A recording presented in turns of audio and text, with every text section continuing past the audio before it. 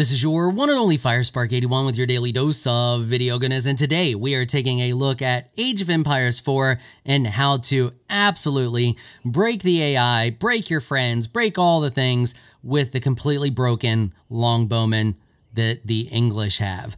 Let's get to it. So I figured the best way to show you this was to show you a replay here, and that's what we're going to be taking a look at. So as you can see, I'm the English. The AI is set to intermediate, and they are the Chinese. Now I've tried this with the Chinese, the French, and the Holy Roman Empire, and it's worked with all three of those on intermediate. So I'm pretty sure it'll work with anybody that you, or any AI that you are fighting, no matter what race they are. And this is kind of a messed up strategy, and it's a little broken. I don't advise using it on your friends. You're probably going to make them mad. If you're playing just a random public match with whoever and you get paired with somebody, they'll probably quit shortly after you do this to them because it's a Zerg tactic and most people don't like that. So we're going to come over here. We're going to do all on the map so that we can see everything. Over here is the AI. Here we are. Now, the important thing here is you need to tech up to the next stage as quickly as possible, because as soon as you build the first building that allows you to advance to the next stage, that is what allows you to build the longbowmen. It's 7 seconds a piece, which is insanely fast, and they are stupid strong because not only can you build them extremely fast, they also have the ability to set up camp once you research it, and they have the ability to put spikes in the ground to stop stuff from running at them, to stop melee units. Those melee units run into the spikes and take a bunch of damage, keeps them at a distance, and the bowmen can just shred them. The camp allows them to regen HP as long as they're standing in the camp and they are not in combat. It's absolutely ridiculous. What we're going to do, we're going to click play here, and I'm going to walk you through what I do. So the first thing I do is take 2 people, send them over here to gold, and we're going to speed things up ×2. We'll try to pause as it goes. Then the next thing I do is I send 2 people. Now, this can be even more efficient than what I'm doing it here. So just pay attention to what I'm telling you and pay attention to what I'm doing. And I'm still practicing trying to get it more efficient. I'll make a few mistakes here and I'm going to point that out when I make them. So then I send 2 people over here to start gathering wood. And then I take these 2 people, they should have already been going. They're coming over here, they're building the mill.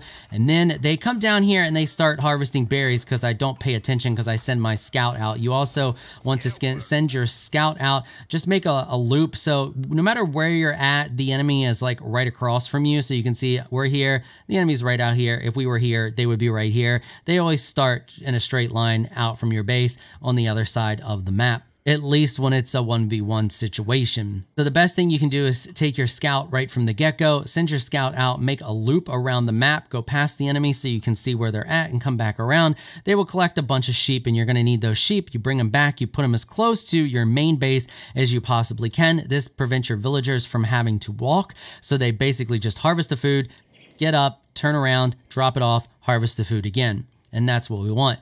The reason we built the mill right from the get-go is so that we can get a hold of this right here, which allows us to gather meat faster. So you can see here's where I made a mistake. I should have clicked this for them to build this, and then I should have shift-clicked a sheep, and they would have won over and started with the sheep instead of going to the berries. So the things that you need in order to advance to the next stage is 400 food and 200 gold. That is why we put them over here to start on gold right from the get-go. You can see we are already at 180. We're also going to need the 100 that we take to get this as well. Now, you can skip this. It is possible to skip this and save that 100 gold. That's completely up to you if you want to do that. Just kind of helps speed up the process a little bit faster. If you're going to do that, I would advise taking 1 or 2 of the people that you're going to produce right from the get-go and putting them over here onto the gold instead of the wood.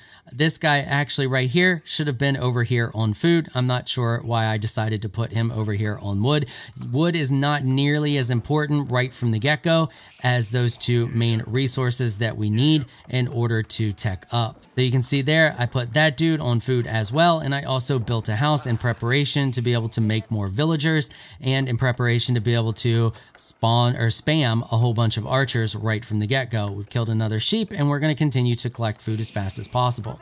So here we are, we're almost there at the amount of food we need. We have more than enough gold, and just shy of 4 minutes, we have started to build the council hall. That's what allows you to make the archers. If we pause and we take a look over here, you can see that the AI has not even started their structure yet. So we have our structure going. We're already about half. The AI has not even created theirs yet. They will start it, however, in a second, but we'll be about halfway when they start theirs. You can see we're building ours, then the AI starts theirs. Now, at this point, this doesn't matter that they started theirs because we are already ahead of them. And when you're fighting the AI, you have to be in front of them technology-wise. If they get ahead of you and advance faster than you, you will always be playing catch up with them. But once this is built, I send everybody back over here to start collecting wood because now wood is important. And you can see I just spammed a bunch of archers. As soon as I have all of these archers crafted, I send them over here to start harassing the AI. Now, at this point, the AI has their structure complete and they have upgraded to the next age. But as you can see, they don't have any other buildings and they have to build those buildings to start producing units.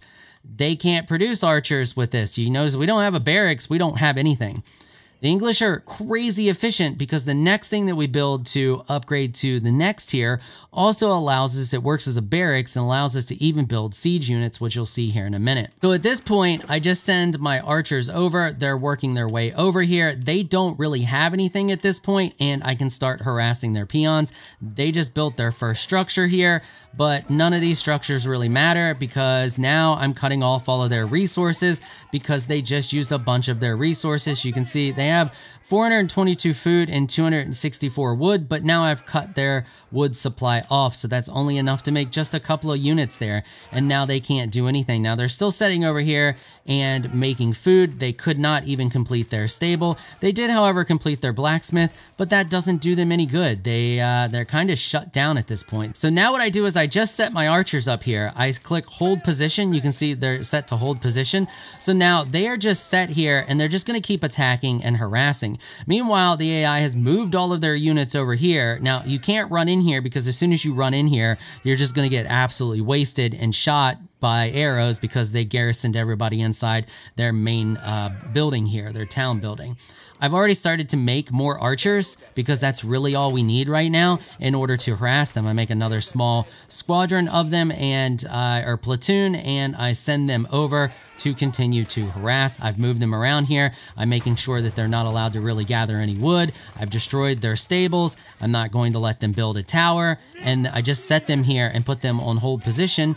And as long as they're holding position, the enemy cannot do anything over on this side of the map. Now we're 14 minutes in and I've transitioned from gathering meat to going to the farming. And the reason that we're now farming is because we want to get that started as soon as possible, because the longer these farms are setting here, the faster that they harvest. As you see here, farm harvest rate increased 15, 20, 25, and 30% by age while within influence of windmill, and they are in the influence of the windmill. This is the pattern that you build. All of the farms are in the windmill's influence. Now, if we take a look at over here at what the AI is doing, the AI hasn't been able to advance or do hardly anything. They built an archery range, but that's not going to do them any good because any archers that they send over here, as you see there, are just going to get completely wasted. And I've cut off their wood supply. They've started to gather wood over here, and I don't realize it yet because they're behind the fog of war, but they're still unable to do anything. And I start to think that they might be doing something over here. So now I bring my platoon of archers around here and I continue to attack them. I lose one guy because I get too close to their main building, but then I just continue to use these guys to cut off their resources. And as you can see, I dropped a camp here, and because of that, my archers are taking or healing from any damage that they've taken. We come back over here, I'm making another platoon of archers because I'm going to send them over here in order to continue to harass this side. So now any villagers they have over here are going to be harassed. Any villagers they have over here are going to be harassed. And the reason we do this and we're not just running in is because archers aren't really good at taking out buildings, but they're insanely good at taking out units. They don't light the buildings on fire like other units do. They just sit there and they shoot them from range, which is okay because it deals damage over time, but it's relatively slow until you start getting upgrades. What they are really good at doing is harassing the peons and stopping them from doing anything, or villagers, then stopping them from doing anything and keeping most units at bay. So any melee units to try to run at them, they waste. Any ranged units, these guys are super strong and they're going to waste. Another thing that you want to keep doing is you want to keep building your lumber camps forward. So as you move forward and clear out the forest, just build more lumber camps. You can see here, this is where we started, and then I built another one. The reason we do this is so that our villagers do not have to walk back and forth as much. We're at 22 minutes in, and I've gotten enough resources to build our next building, and that is the White Tower. The reason we build the White Tower is because it lets us build all of these freaking different units here. So we can even build the mangonel, which is what we're going to need a bunch of. And we can also produce other units if we need them, but we don't really need them because our archers are completely freaking broken. We just need the mangonels to outrange these buildings that shoot at us. And you can see over here that they even sent in some cavalry, but it doesn't really matter because we put the spikes in the ground and we're also regenning HP. Now at this point, I have made 2 catapults, or mangonels, whatever they're called. I'm going to call them catapults. I made 2 of them and I brought them over here. We produced them from this building here because we can. We don't need any other buildings. As you can see, the only thing I have, stuff for farming, a bunch of houses. We're producing all of our units from here and from here. I brought 2 of them over. That's going to allow me to outrange all of their buildings. So their towers and their main buildings here, which they can garrison units inside of and fire arrows. They cannot do anything now. We're going to use our archers. We're going to station them right in front of our catapults, and that's going to prevent anybody from getting to our catapults. So if they send anybody over here, they're just going to have arrows rain down on them and they're not going to be able to do anything about it. Now, the AI is still trying to build here, still trying to play catch up, and the AI is actually more efficient than a normal human player. So if you did this to a normal human player, they probably would have already quit by now. So now I'm just moving in and moving the catapults closer so that they can just do the work, and keeping my bowmen here so that they can take out anybody who comes at us. You can see they do have a small platoon of people, but it's not enough to really do anything because we have way too many archers, and I'm also producing more over here. At this point, the AI does not stand a chance. There's nothing they can do. You can see they run over a bunch of units here. I back up my catapults, and then they just instantly retreat because there's too many archers for them to deal with. They do a buttload of damage, and they're regenerating HP as they stand in these areas here. And that's pretty much all there is to this technique. As you can see here, we have our archers. They can't do anything. They send units over. They get absolutely destroyed, and we are using the catapults to destroy all of their unit producing buildings. And we are also making more archers and making more catapults continuously as we get the income. We have a buttload of resources here. Nothing is going to stop us. The AI has little to no resources. They keep trying to rebuild their buildings. They cannot, and we're just slowly creeping in on them. It's a Zerg tactic that works extremely well, and this unit is extremely broken. It's insane that you can get it, and I could probably perfect it to get it down to just shy of 3.5 minutes in. I could be producing these guys if I just practice a little more, and I'm sure some of you out there could probably do it without any issue at all, because I'm sure there's a lot of people out there that are better at this game than I am. But yeah, as you can see, that the enemy can't do anything. They're completely shut down, and we've won at this point. We just need to destroy their buildings and solidify that win. All right, and I think that's pretty much it for this tactic. I think you get the general idea. If you don't, watch the video again and pay close attention. If you have any questions, let me know down in the comments section. If you plan on using this tactic, let me know down there in the comments as well. Just don't use it on your friends. I don't advise using it on your friends. It'll probably make your friends really mad and they'll probably quit. Most players are going to quit right from the get-go as soon as you send that